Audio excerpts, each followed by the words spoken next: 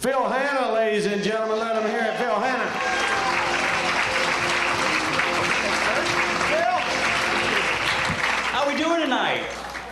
Good crowd. Good crowd. This is super.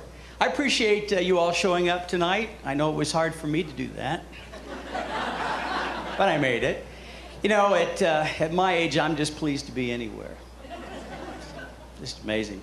25 years ago, or when I was 25 years old, I should say, so long ago, I'd see a good-looking girl and I'd say, I'm going to get me some of that. That's right. Today I see a good-looking girl, I go, boy, I wonder what getting something like that would be. You know what I'm saying? It's amazing. But they've got some good things out there, some neat drugs out there to help you out now. Get you fired up again. It's called Viagra. We've already heard about it a little bit tonight. And Viagra's a pretty good drug, the little blue pill. My problem is I got the little blue pill mixed up with the tiny purple pill. It was terrible. I didn't get an erection, but I didn't have heartburn for 4 weeks either. You know what I'm saying?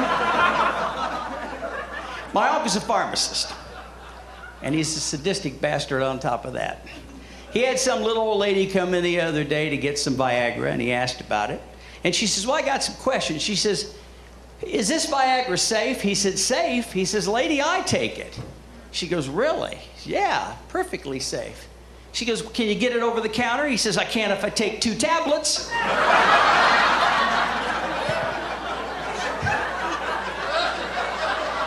I told you, you sadistic bastard. Little old lady. What's really funny, though, is that when you watch the TV ads for Viagra, you always get that message, you know. The announcer. If you experience an erection for longer than 4 hours, please consult a physician. I got news for you. I get an erection for longer than 4 hours, I'm calling every woman I know. I mean, you know, like, I'm going to be on one line, my dick's going to be on the other line, you know?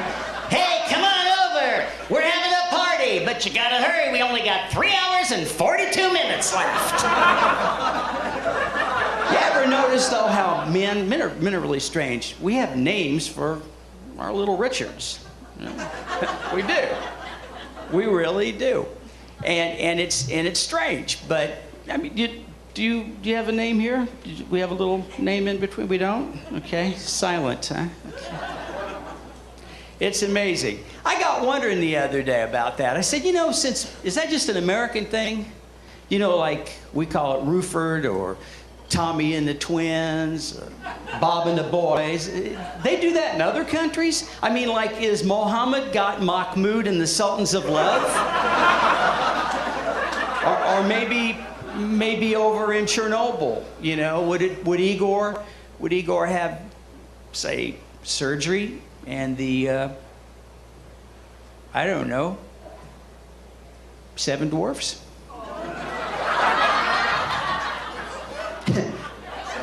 That nuclear meltdown was a bitch, wasn't it? Men are strange, though. They do crazy things. I had this one friend that he actually tattooed the name of his girlfriend on his penis. That sounds painful enough. One day he's in the urinal, in the thing, and he's standing there going to the bathroom, and he looks over, and the black brother was standing next to him. He looked over, and he says, man, he says, you know Wendy? He says, I don't know Wendy, man. He says, you gotta know Wendy. He says, you got her initials right there on your penis. See? He says, W-I. He said, look, he backs away from the urinal. He says, see right there, W-I. He says, when I get an erection, it says Wendy. He says, I don't know no Wendy, man. He says, when I get an erection, mine says, welcome to Jamaica. Have a nice day.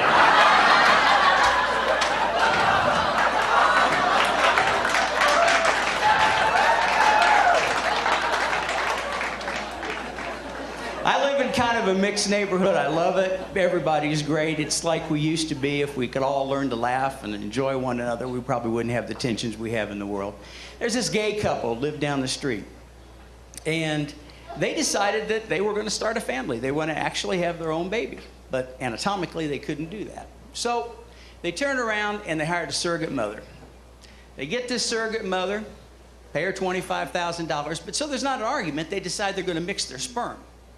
So they mix their sperm together. 9 months later, she has the baby, and there they are at the hospital looking at the glass at all the screaming babies. Said, I wonder which one's ours. They knocked on the window. The nurse came to the door, and they said, yeah, we're the Johnsons. Do you know which one of these kids is our baby? She goes, yes, that one right back over there. I said, oh, yeah, okay. We figured that because the baby is quiet and serene, has a nice smile on its face. It's not screaming and raising hell like all these other children in here. The nurse looked at him. She said, let me tell you something. Your kid would scream just as loudly as these other kids if I rolled it over and pulled the pacifier out its ass.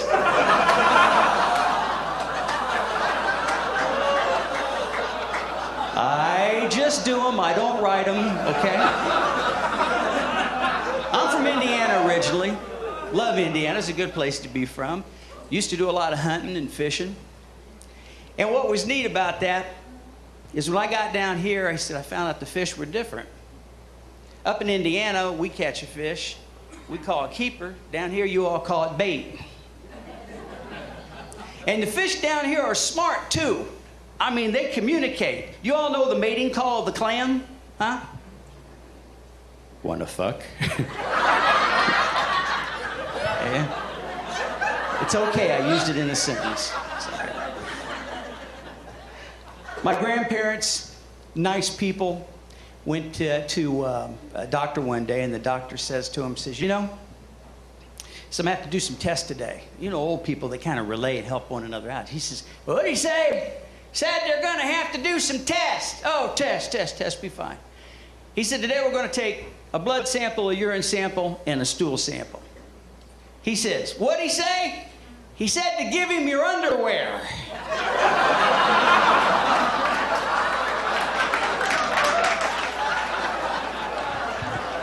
There's a visual you don't want to hang on to too long. My grandfather in his later years, though, was really cool. He'd sit on the front porch, drink beer, and run the country. That was his job. And one morning, this little 7-year-old kid was going to school dragging this chicken wire behind him. He said, boy, what you doing with that chicken wire? He said, I'm going to catch me some chickens. 3:30 that afternoon, here comes that same boy, dragging that chicken wire, got 10 chickens in there. The next morning, he sees him. He's dragging 30 feet of duct tape. He said, what you going to do with the duct tape? He says, I'm going to catch me some ducks. He says, no way. 3:30 that evening, here comes a kid, 32 ducks taped on there. The next morning, the little kid's going to school. He's got a stick with some fuzzy stuff on the end of it. He says, boy, what you got there? Kid says, Pussy Willow. Grandpa says, wait a minute, I'm going to get my hat.